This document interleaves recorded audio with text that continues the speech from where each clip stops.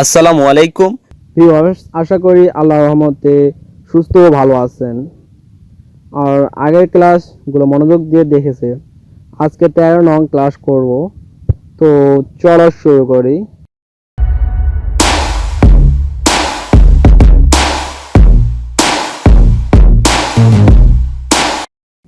তো ভিউয়ার্স, আমরা প্রথমত আমাদের কোডিং ফোল্ডার ওপেন করি। তারপর এখানে একটি ফোল্ডার তৈরি করি, নাম দেই ক্লাস 13 এবং ওপেন করি। তারপর এখানে টেক্সট ডকুমেন্ট তৈরি করি, নাম দেই ক্লাস 13.html। এখন এডিটরে নিয়ে যাই এভাবে। তারপর এখানে লিখি HTML5 লিখে ট্যাব ক্লিক করি। এভাবে বেসিক কোড চলে আসবে। তারপর এখানে শিখব ফর্ম এর ব্যবহার। তো একটি কথা অবশ্যই মনে রাখবেন, ফর্ম একটি গুরুত্বপূর্ণ বিষয়, তাই অনেক কোডিং শিখতে হবে। তার জন্য এই ছোট ছোট ক্লাসে ভাগ করে তুলে ধরব, তাহলে আপনাদের বুঝতে সমস্যা হবে না। তো ফর্ম এর আজকে 1 নং ক্লাস শুরু করলাম। ফর্ম নিয়ে বেসিক থেকে অ্যাডভান্স ক্লাস দেখাবো ইনশাআল্লাহ।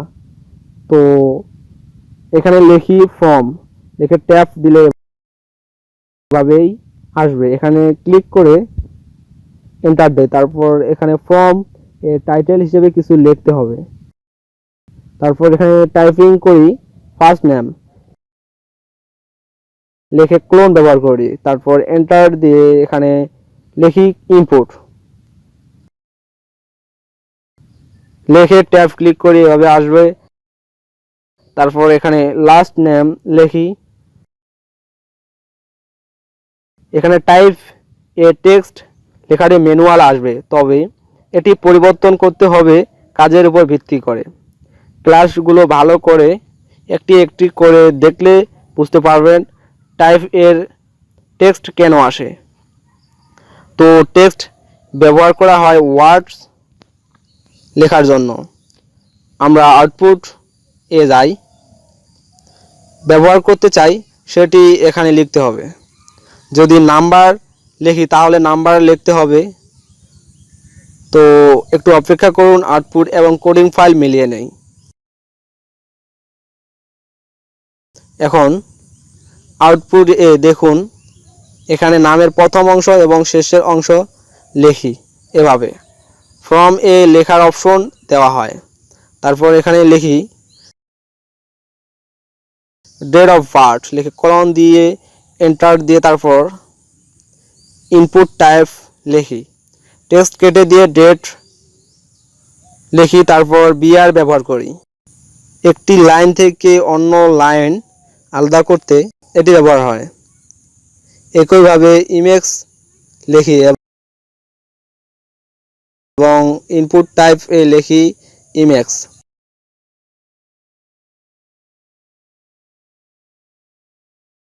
এভাবে ইমেল লিখি।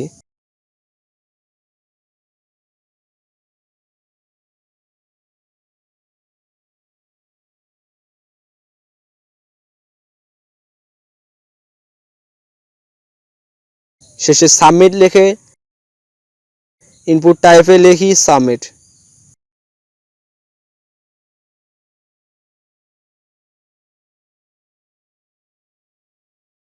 তো এখন আউটপুট দেখুন, প্রথমে নামের অপশন,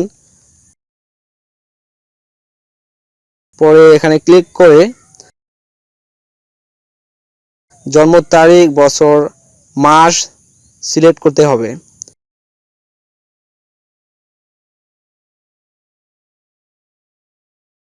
এভাবে।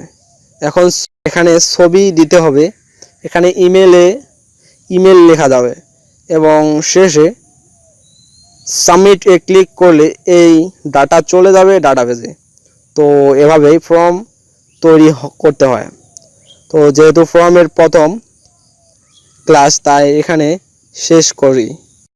একসাথে বেশি না দিয়ে ছোট ছোট ক্লাস করে ভাগ করছি। তো ভিউয়ার্স, আপনি অবশ্যই একটি ক্লাস দেখবেন এবং সেটি নিজেই প্র্যাকটিস করতে হবে, তাহলে বুঝতে সমস্যা হবে না। আর পরিশ্রম উন্নতির শীর্ষে নিয়ে আসতে পারে মানুষকে। তাই বেশি বেশি পরিশ্রম করবেন, আশা করি তাহলে অবশ্যই সফলতা পাবেন ইনশাআল্লাহ। তো আমার জন্য দোয়া করবেন যেন বেসিক থেকে অ্যাডভান্স সকল ভিডিও আপলোড দিতে পারি আপনাদের জন্য। এখন বিদায় নিচ্ছি, আল্লাহ হাফেজ।